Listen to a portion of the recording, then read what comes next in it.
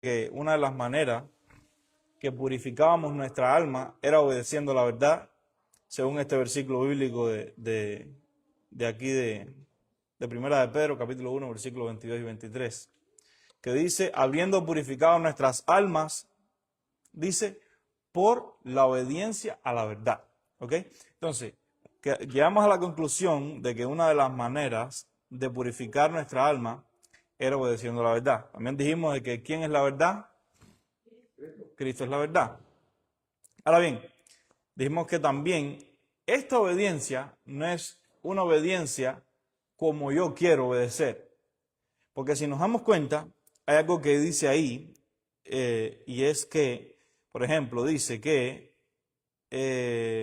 habiendo purificado vuestras almas por la obediencia, que dice aquí donde le voy a marcar. A ver si esto me permite, aquí dice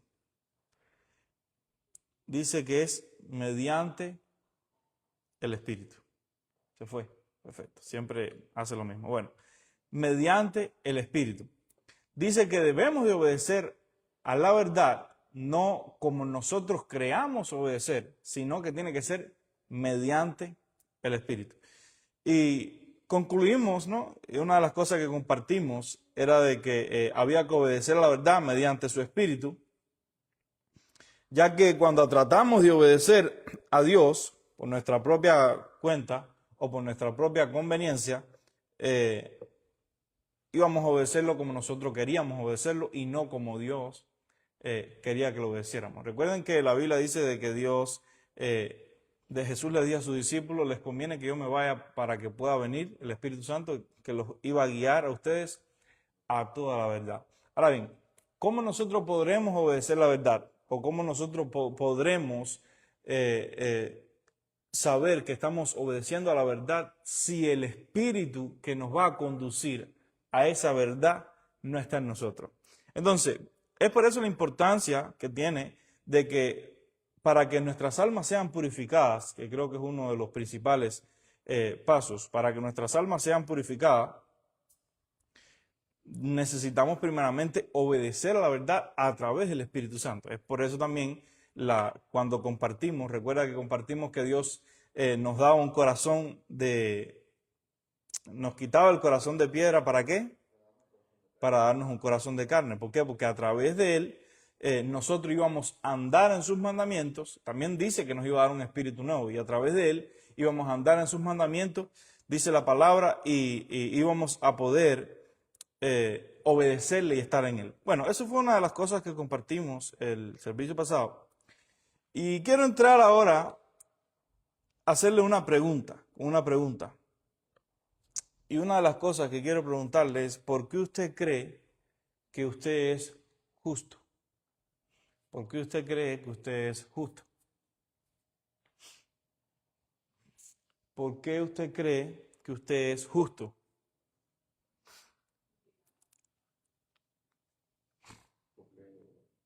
¿Por qué? ¿Por qué cree usted? La Biblia nos llama justos. ¿Sí? Por ejemplo, la Biblia dice, por ejemplo, un pasaje que dice, si el justo con dificultad se salva, ¿a dónde quedará el impío y el pecador? Entonces, la Biblia llama a todos aquellos que seguimos a Jesús, todos aquellos que practicamos su verdad, nada, Jeremy, no coge. Bueno, todos aquellos que practicamos su verdad, la Biblia nos llama justos. Ahora, ¿por qué? ¿Por qué la Biblia nos llama justos? Tiene que haber un motivo, ¿no? ¿Cree usted o no? Ahora, ¿por qué usted cree que la Biblia nos llama justos? Ponlo en la pantalla de inicio ya, yo creo que ya, sí. ¿Y por qué fuimos justificados? Porque la sangre de Cristo nos justificó, ¿verdad? Bien, ahora bien, lo que a nosotros nos hace salvos, lo que a nosotros nos salva, es la justificación. O sea, recuerde que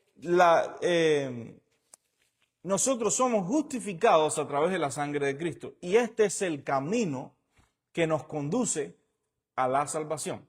Por ejemplo, yo tengo el significado del término bíblico de justificación, justificar, dice el término bíblico para justificar, que es dikaio, significa, escuche bien, que Dios absuelve y acepta al pecador, escuche, que confía en Jesús. O sea, el significado de justificar o justificación es que Dios acepta, escúchame, y no solo acepta, sino Dios, absuelve al pecador. Ahora sí, ahora ahí déjalo. Al pecador que confía en Jesús. ¿Ok? Entonces,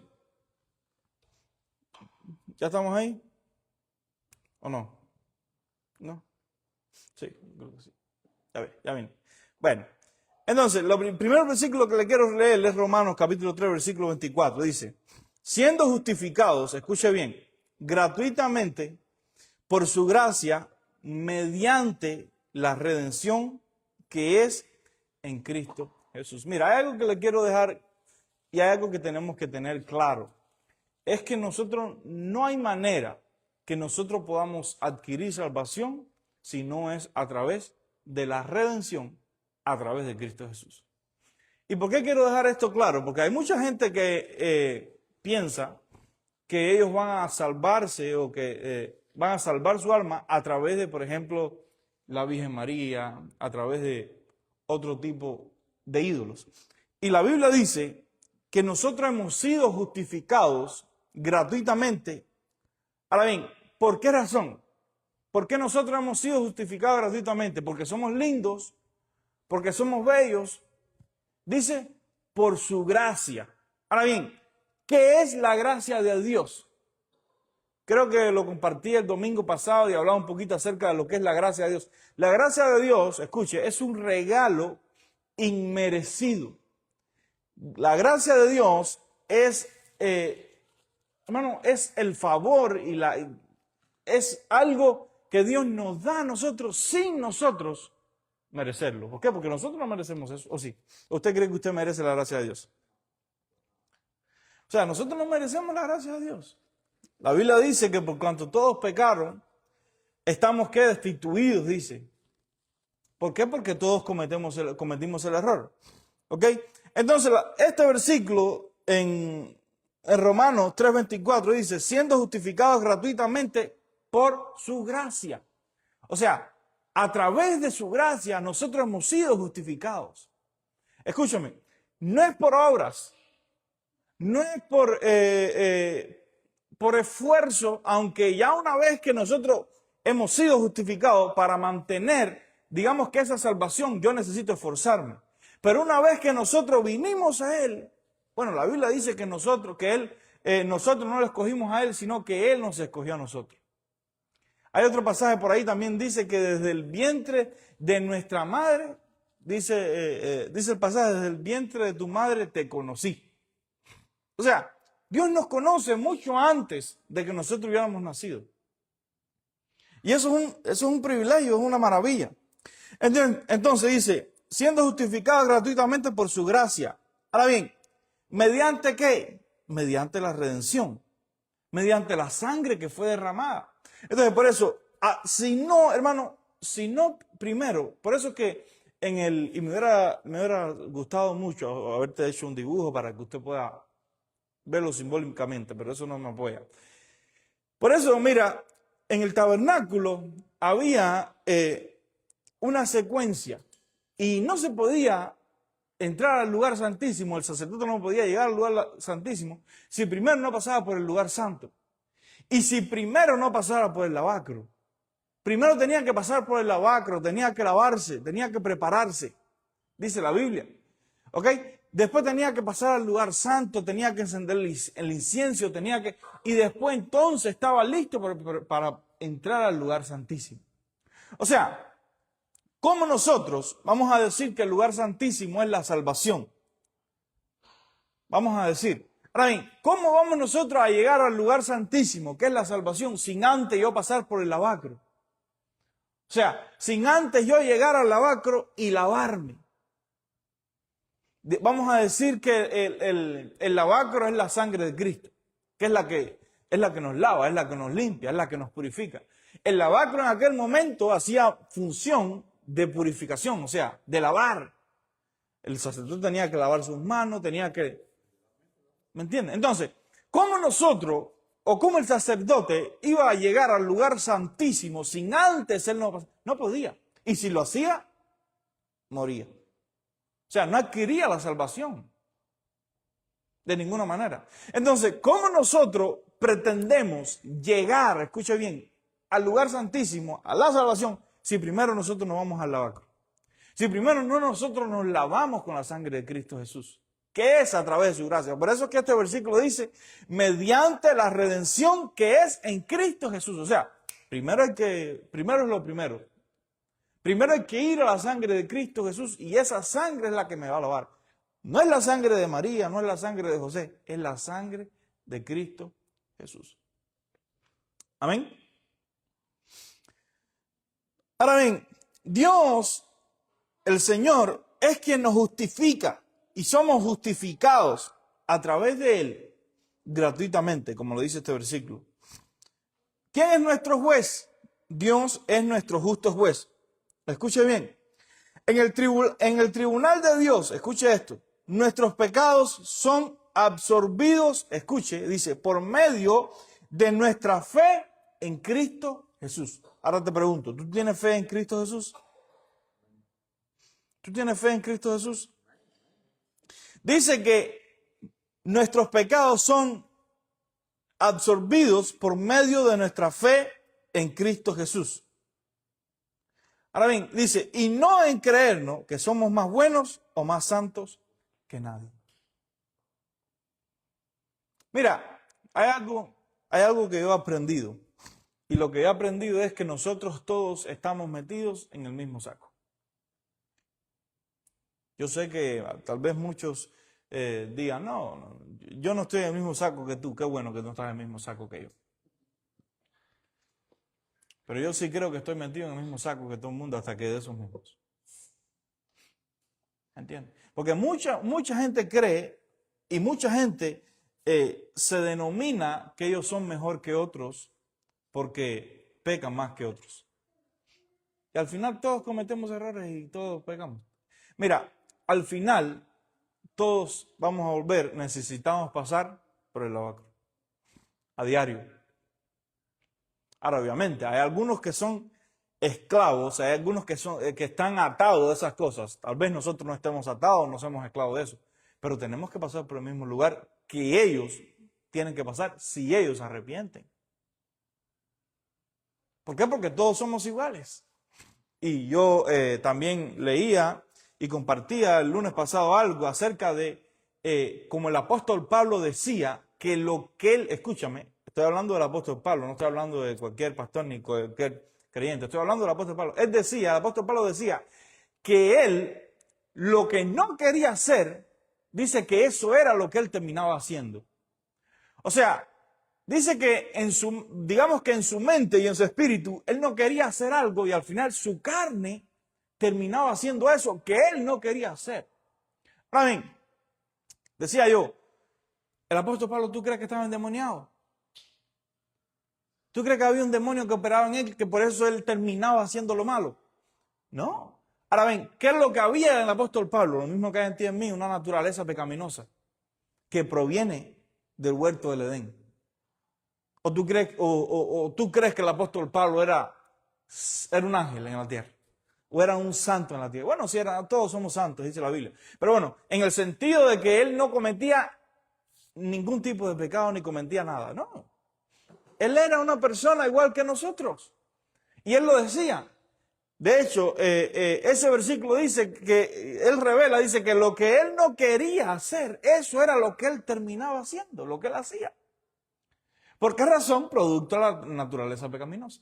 Entonces, mira, nosotros siempre, hermanos, vamos a estar metidos todos en el mismo saco porque siempre tenemos todos la misma naturaleza. Ahora bien, ¿cuál es la diferencia?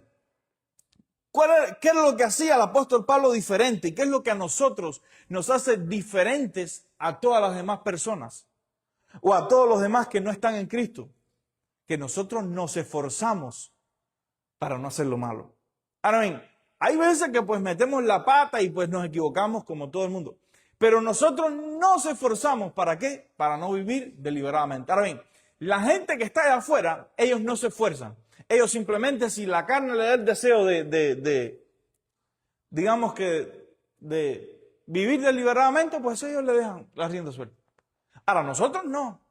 Y no quiere decir que a nosotros no nos dé deseo, porque muchas veces a nosotros vienen tentaciones a nuestra vida y nos da deseo de hacer cosas que no debemos hacer. Ahora bien, ¿dónde está la diferencia? Que nosotros le ponemos un freno como un caballo y le decimos, para, y la paramos. Eso es lo que nosotros nos hace diferente. Pero pensamientos, siempre tenemos pensamientos. Tentaciones, siempre vamos a tener tentaciones. Ahora, esa es la diferencia, que nosotros sabemos cómo controlamos. Nosotros tenemos dominio propio, o debemos de tener dominio propio. Amén. Entonces, el Señor nos justifica. Colosenses capítulo 1, versículo 14 dice, en quien tenemos, escuche, redención. ¿Por qué? Por su sangre. Por su sangre. Dice, el perdón de pecados. Qué bueno es que tenemos un Dios que perdona nuestras faltas, que perdona nuestros pecados. Y hermano, si no hay redención, si no hay perdón de pecados, no hay salvación. No hay salvación. ¿Ok? Entonces, esto es algo que primero debemos entender. Una de las cosas que también di en el primer estudio acerca de la salvación es que dije que lo primero que uno tiene que hacer es reconocer en la condición que está. O sea, reconocer que uno está en condición de pecado. Porque si tú no reconoces en la condición de pecado que tú no estás arrepentido. Uno de los primeros pasos para el arrepentimiento genuino es reconocer en la condición en que nosotros estamos. Entonces, primera de Juan, capítulo 2, versículo 12 dice, os escribo a vosotros, hijitos. Dice, porque vuestros pecados os han sido perdonados por su nombre. ¿Tú crees en Cristo Jesús? Hemos creído en Cristo Jesús a través de la fe. ¿Sí o no? Venimos delante de Él todos los días y le pedimos perdón. Nuestros pecados son perdonados. Son perdonados. Ahora bien, no, pero hermano, a lo mejor, ¿y usted cree que Dios me perdone porque yo hice esto o aquello? Sí, Dios te perdona. Claro que Dios te perdona. Lo que sea que hagas, Dios te perdona. Mire lo que dice. Salmo 103:12 dice, cuanto está lejos, escuche, el oriente del occidente, hizo alejar de nosotros nuestras rebeliones. Yo en ocasiones he hablado con personas que han cometido muchas veces, por ejemplo, una vez hablé con alguien que cometió un error y estaba arrepentido, ¿no?, de lo que había hecho. Pero esta persona, yo veía su arrepentimiento, ¿no? Y él se había arrepentido delante de Dios. Sin embargo, él no se podía perdonar a él mismo por lo que hizo. No sé si alguna vez pues has tenido la oportunidad de encontrarte con una persona así. Una persona de que comete una falta, comete un error y no es capaz de perdonarse a ella misma. Y aunque Dios lo perdone, aunque él le haya pedido perdón a Dios y Dios lo perdonó, porque la Biblia dice que si vamos delante de Dios con un arrepentimiento genuino, Él nos perdona. Así dice la Biblia. Dice que Él aleja, como asiste al oriente del occidente, dice que Él hizo alejar de nosotros nuestras rebeliones. O sea, cuando tenemos un arrepentimiento genuino. Ahora bien, ¿cómo es posible que hay gente que no se puede perdonar la falta que ellos hacen? ¿Cómo es posible que hay gente que no se puede perdonar las cosas que ellos, o otra gente que no pueden perdonar a otras por cosas que han hecho? Sin embargo, Dios perdona. Ahora bien, ¿quién nos justifica? Jesús nos justifica. Entonces, mire, una de las cosas que el enemigo es experto es condenando a la gente, poniendo un espíritu en la gente de culpabilidad. Y eso es lo que hace que la gente se sienta mal, se sienta miserable cuando comete un error. Y yo no estoy diciendo, ni estoy apoyando, ni te estoy mandando a que tú peques deliberadamente. Te estoy diciendo que la Biblia dice que si alguno peca, dice la Biblia, abogado tenéis. Ahora bien, si tú cometes un error alguna vez en tu vida, que sé que lo vas a cometer, porque todos los cometemos, como yo también, no permitas que el enemigo use eso para condenarte. Porque eso es lo que el enemigo hace. Condenarnos y hacernos como una cucaracha debajo de una cama. Hacernos huir. Eso es lo que él hace. Por eso es que la Biblia dice que si alguno pecare, dice, abogado tenéis para con el Padre, que es Jesús, el justo. ¿Sabe por qué te digo? Porque Jesucristo es quien nos justifica a nosotros. Quiero que busquemos Lucas, capítulo 18, versículo 10. Lucas, capítulo 18, versículo 10 dice, mire esto, dice, mire esta historia que buena está, dice, dos hombres subieron al templo a orar, uno era fariseo y el otro recaudador de impuestos. Dice, el fariseo, puesto en pie, escuche, dice, oraba para sí de esta manera, Dios, te doy gracias porque no soy como los demás hombres, estafadores, injustos, adúlteros, ni aún como este recaudador de impuestos. Mira lo que dice, yo ayuno 2 veces por semana, doy el diezmo de todo lo que gano, pero el recaudador de impuestos, escuche, de pie y a cierta distancia, no quería ni siquiera alzar los ojos al cielo, sino que se golpeaba el pecho diciendo, Dios, ten piedad de mí, pecador. O sea, este publicano o recaudador de impuestos, él estaba delante de Dios reconociendo la condición en que él estaba, reconociendo de que él era un pecador. Él decía, Dios, ten piedad de mí, ten misericordia de mí porque yo he pecado. Sin embargo, el fariseo decía, Señor, te doy gracias. O sea, que en ningún momento, escuche bien, el fariseo reconoció en la condición en que él estaba. En ningún momento el fariseo reconoció, escuche bien, la necesidad que él tenía de Dios. Y tal vez lo que estaba haciendo el fariseo, me atrevería a decir que tal vez no estaba mal, porque le estaba agradeciendo a Dios. Él estaba diciendo, Señor, te doy gracias. Pero él no estaba reconociendo la necesidad que él tenía de Dios en su vida.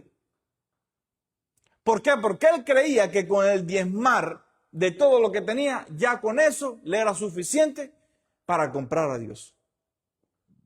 Sin embargo, este recaudador de impuestos, él no había diezmado absolutamente nada. Él no le había dado nada a Dios. Ni siquiera estaba cerca del altar. Dice que estaba lejos para atrás. Y dice que se golpeaba en el pecho y decía, Padre, oh Señor, ten misericordia de este pecador. Ahora bien, te pregunto, ¿a quién tú crees que Dios haya escuchado? ¿A quién tú crees que Dios haya escuchado? Mira lo que dice. Os digo que o sea, el recaudador de impuestos, dice, os digo que descendió a su casa justificado. O sea, Dios lo justificó. Ahora, ¿por qué Dios lo justificó? Porque reconoció en la condición en que estaba. Porque reconoció la necesidad que tenía de Dios. ¿Comprendemos? Dice, pero aquel no. O sea, el fariseo no fue justificado. ¿Y dónde? Ahora yo te pregunto a ti, entonces, ¿dónde quedó el diezmo? ¿Dónde quedó el diezmo? Un diezmo no justifica a nadie. Un diezmo no salva a nadie. Y Yo lo digo, ¿no? Porque es la Biblia. Yo sé que hay muchos, tal vez, pastores que se van a enojar, ¿no? Si lo escuchan, pues, porque... Pero es así. Un diezmo no salva a nadie. Y eso es una de las cosas que la gente y muchos utilizan hoy en día para manipular a la gente. Y si el diezmo salvara, si con dar un diezmo sería suficiente para la salvación, este hombre, este fariseo, hubiera salido de ahí salvo o justificado. Directo al cielo. Él no diezmaba, Jeremy, él no diezmaba de su salario, él diezmaba de todo lo que tenía. Mira tú. De todo lo que él tenía. De todo lo que él tenía, él diezmaba. Entonces, si un diezmo salvara, ¿dónde estuviera ese fariseo ahora? Estuviera salvado. Y la Biblia revela que él no volvió a su casa justificado. ¿Me entiendes? Entonces, muchas veces, este es el engaño. No, porque Dios te va a salvar si tú diezmas, no. Ahora bien, claro, hay una diferencia, que si tú diezmas, Dios va a bendecir tu área económica. Pero no quiere decir que porque tú des un diezmo o porque tú des una ofrenda, ya por eso tú tienes tu salvación comprada y tú no necesitas hacer más nada. No. Porque este publicano, este recaudador de impuestos, ¿qué dio él? Él no dio nada. Ahora bien, yo te pregunto, ¿tú crees que ese recaudador de impuestos haya diezmado antes? Esa gente, mira, esa gente en ese tiempo los tenían como unos ladrones. Ellos eran ladrones. Así los tenían, a los recaudadores de impuestos los catalogaban como unos ladrones. Nadie los soportaba. Imagínate porque era el que le cobraba los impuestos al pueblo de Dios, al pueblo de Israel. ¿O a usted le cae bien el IRS? Entonces, los publicanos los veían como gentes pecadoras. Por eso es que muchas veces cuando Jesús se sentaba, por ejemplo, se sentó a comer con Zaqueo, con toda esa gente, los fariseos le decían, ¿cómo este se sienta a comer con gente, con recaudadores de impuestos, con gente pecadora? ¿Cómo es posible que esto suceda? Entonces, este hombre reconoció en la condición en que estaba, reconoció que necesitaba de Dios y volvió a su casa justificado. Justificado. ¿Qué fue lo que él hizo? Él dio. ¿Cuántos años llevaba en la iglesia? Tal vez era su primera vez. Pero él reconocía que necesitaba de Dios. Mira lo que dice Lucas 18:14. Dice, os digo que este descendió a su casa justificado, dice, pero aquel no, o sea, el fariseo. Dice, porque todo, escuche, ay Dios santo, todo el que se ensalza, o sea, el que se enaltece, dice la Biblia, será humillado, pero el que se humilla, ¿qué dice? Será ensalzado, o sea, enaltecido. Entonces, ¿quién nos justifica? Cristo nos justifica, Dios nos justifica. Debemos entender que la justificación de Dios, escuche, es única. Escuche bien esto. Quiero que por favor preste atención a esto que le estoy leyendo. ¿Por qué razón? Porque muchas veces nosotros no entendemos cómo obra la justicia de Dios. Porque creemos que la justicia de Dios obra como nuestra justicia. Y si la justicia de Dios obrara como nuestra justicia, nosotros no estuviéramos aquí. Porque imagínese usted con todo lo que nosotros le fallamos a Dios. A nosotros hay veces que nosotros le decimos algo a alguien y no lo hace, lo aceptamos. Después lo volvemos a decir lo mismo y no lo vuelve a hacer, lo aceptamos. Y después lo volvemos a hacer lo mismo y no lo vuelve a hacer y ya nos enojamos. Ya queremos agarrarnos a trompada con esa persona. Entonces imagínate que Dios fuera así. Dios se pasa, digamos, 70 años de la persona perdonándole cosas. Si una persona vive 70 años y 70 años está haciendo cosas, Dios se pasa los 70 años perdonándole. Escuche, dice, debemos entender que la justificación de Dios es única en el sentido de que a través de su justificación los culpables son absueltos. Y esta es la gran diferencia entre la justicia de Dios y la justicia del hombre. Por ejemplo, te voy a hacer una pregunta. En la justicia del hombre, si alguien es culpable de robo, ¿qué le sucede? Va preso. Ahora bien, no importa que se arrepienta. ¿Qué le pasa? Ahora bien, en la justicia de Dios, si alguien es culpable de robo y se arrepiente, ¿qué le pasa? ¿Qué le pasa? Es perdonado. Es perdonado. Ya vio dónde estaba la diferencia entre la justicia del hombre y la justicia de Dios. Esa es la gran diferencia que existe. Dice, más al que no obra, sino cree en aquel que justifica al impío, dice, su fe le es contada por justicia. O sea, de que, mire lo que dice, más el que no obra, dice, si no cree en aquel que justifica a quién, al impío. Porque Dios justifica al impío también. Dios justifica a todo aquel que tenga un corazón arrepentido.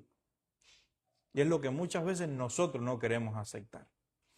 Y es lo que muchas veces nosotros creemos de que Dios nos justifica a aquel que viene con un tatuaje y con 25.830 pizzi puestos. No, Dios no justifica eso. Dios no justifica a aquel que viene con un chorro. Dios no justifica a aquella mujer que se pone un pantalón. Dios no justifica a aquella mujer que se pinta el pelo. Dios no... ¿Quién dijo eso? ¿Quién dijo eso? No, porque para que Dios te justifique tienes que quitarte el pantalón y tienes que ponerte una saya. ¿Quién dijo eso? No, porque para que Dios te justifique tienes que borrarte todos los tatuajes. ¿Quién dijo eso? Porque para que Dios te justifique tienes que vestirte de esta manera. ¿Quién dijo eso?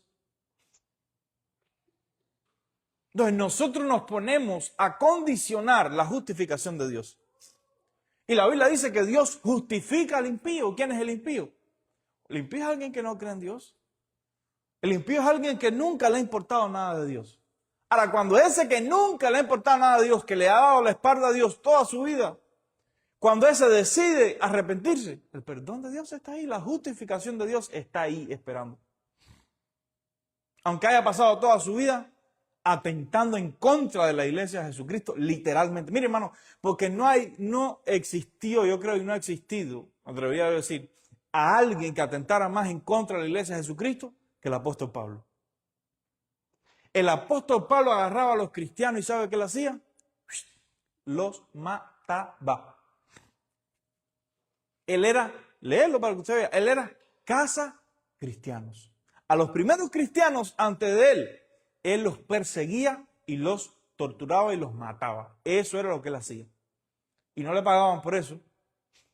A él no le pagaban por eso, él lo hacía por gusto. Porque él tenía un trabajo. ¿Cuál era el trabajo que tenía Pablo? Él hacía tiendas de campaña. Él hacía tiendas. Ese era su trabajo. Y él, digamos que por religión, él perseguía a los cristianos para matarlos. Ahora bien, hasta que le llegó el día y cuando Dios lo tocó, él se arrepintió y fue justificado. No solamente ese, por ejemplo, tengo también el ejemplo del ladrón de la cruz. ¿Sí ha escuchado hablar del ladrón de la cruz? El ladrón que crucificaron a un lado de Jesús.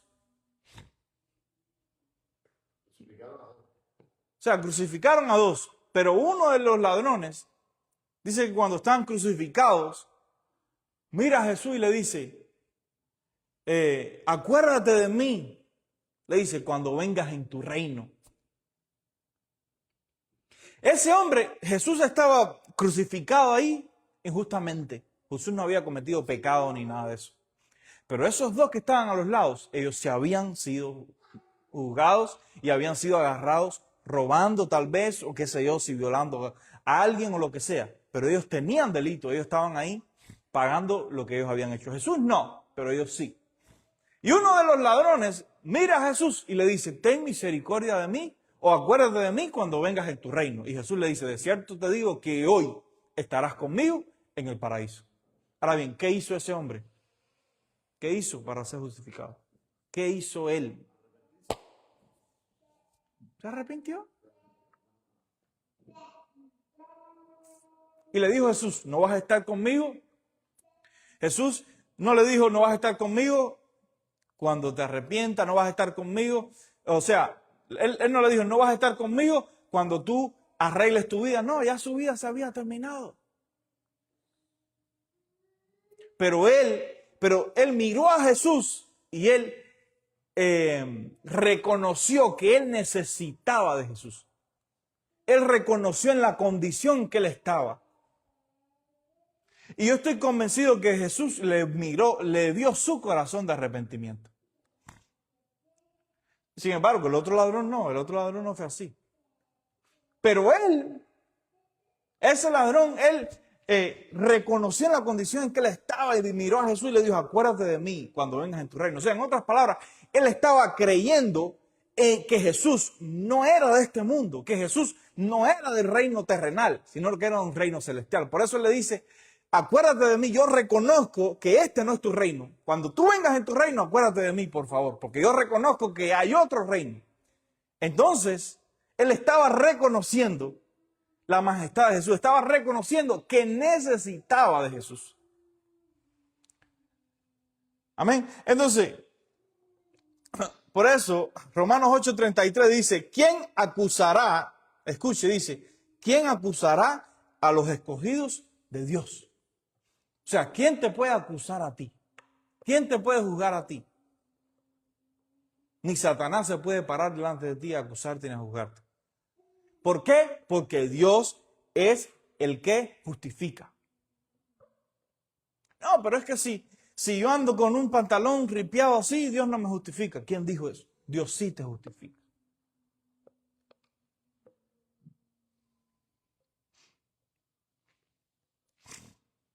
¿Por qué Dios te justifica? Porque Dios te ama. Ahora bien, ¿cuál sería el propósito de Dios al justificarnos y absorber nuestros pecados? Ahora bien, ¿por qué tú crees que Dios nos justifica y absorbe nuestros pecados? ¿Por qué? Porque nos ama. ¿Y por qué más? ¿Por qué más?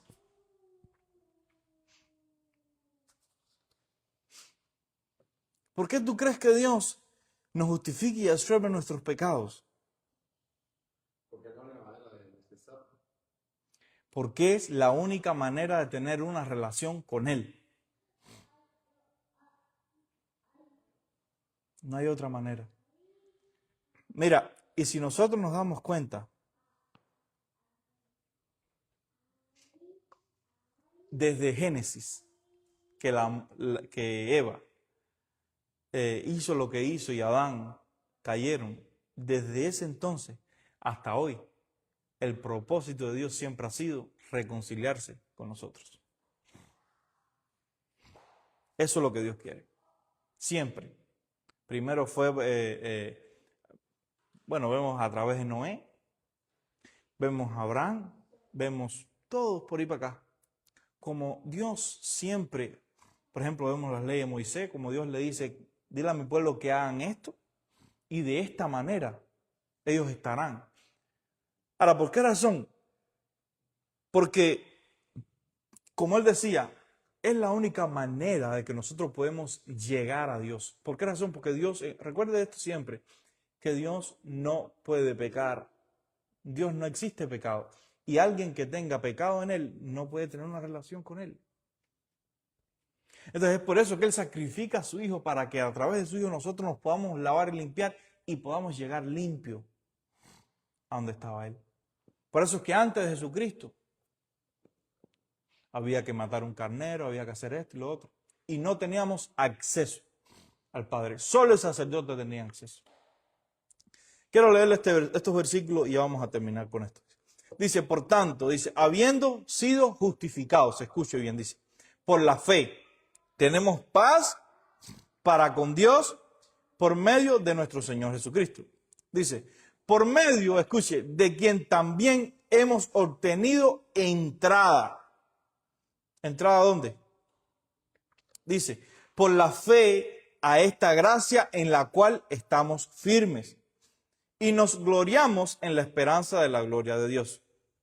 Y no solo esto, dice, sino que también nos gloriamos en las tribulaciones, sabiendo que la tribulación produce paciencia, y la paciencia carácter probado, y el carácter probado esperanza. Y la esperanza no desilusiona, porque el amor de Dios, escuche, ha sido derramado en nuestros corazones. ¿Por medio de quién?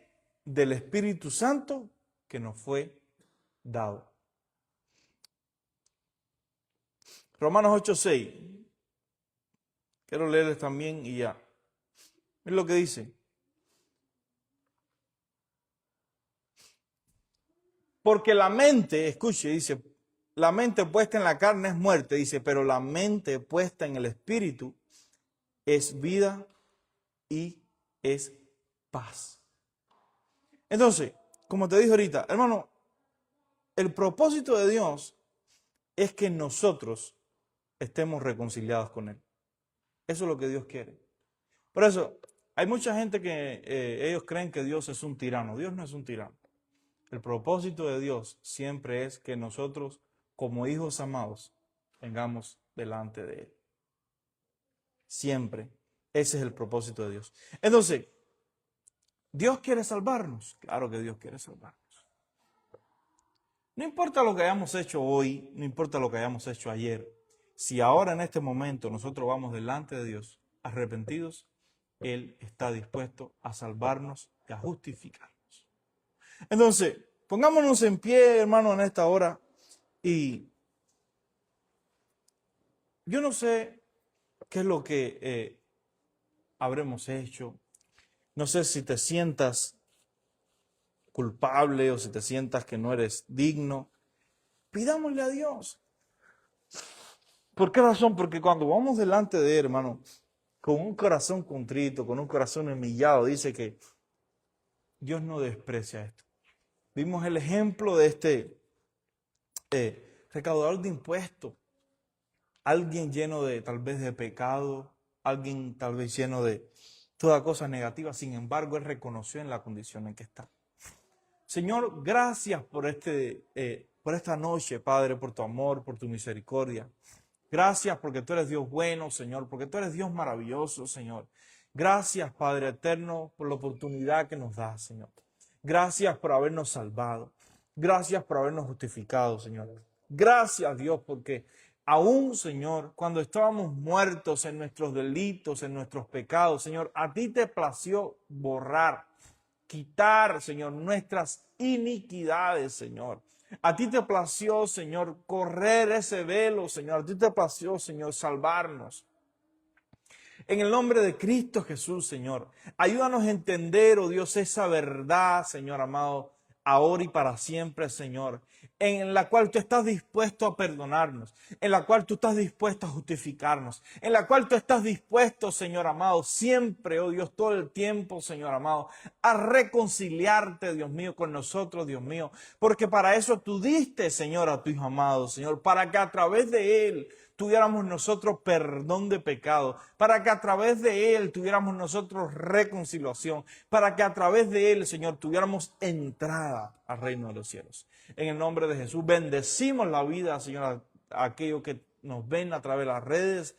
Padre, que seas tú obrando en sus corazones, Señor, y que ellos también puedan ir delante de ti reconociendo la condición en que están. Bendecimos la vida de cada uno de los que estamos aquí en esta hora, Señor, y que tu sangre, Señor, nos lave, nos limpie y nos restaure, Señor amado. En el nombre de Cristo Jesús, a ti te damos toda gloria